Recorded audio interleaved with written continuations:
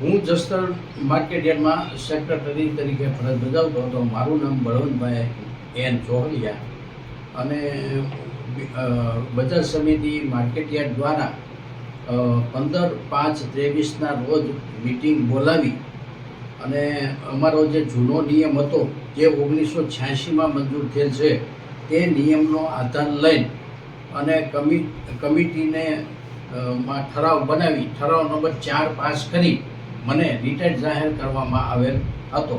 જેની સામે મેં જિલ્લા રજિસ્ટ્રાર સાહેબ પાસેથી આરટીઆઈ એક્ટ મુજબ માહિતી માંગતા તેઓશ્રી તરફથી મને જે માહિતી મળે છે તેના આધારે હું જણાવું છું કે ભાઈ માર્કેટયાર્ડે જે મને રિટાયર્ડ કરવામાં આવેલ છે તે રિટાયર્ડ તદ્દન ખોટી રીતે કરવામાં આવેલ છે, કાયદા વિરુદ્ધ કરવામાં આવેલ છે અને એમને ચેરમેન અરવિંદભાઈ અને ઇન્ચાર્જ સેક્રેટરી ભાવેશભાઈ દવે બંનેએ મારી સાથે રાગદ્વેષ કિન્નાખોરી રાખી અને આ પગલું ભરવામાં આવેલ હોય એવું મને જણાય છે.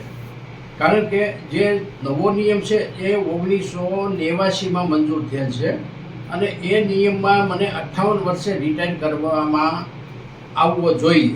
તેના બદલે હું 56 વર્ષ મારી એજ હતી ત્યારે મને 30 વર્ષની નોકરી પૂરી થઈ છે એવું જણાવી મને રિટાયર કરવામાં આવેલ છે.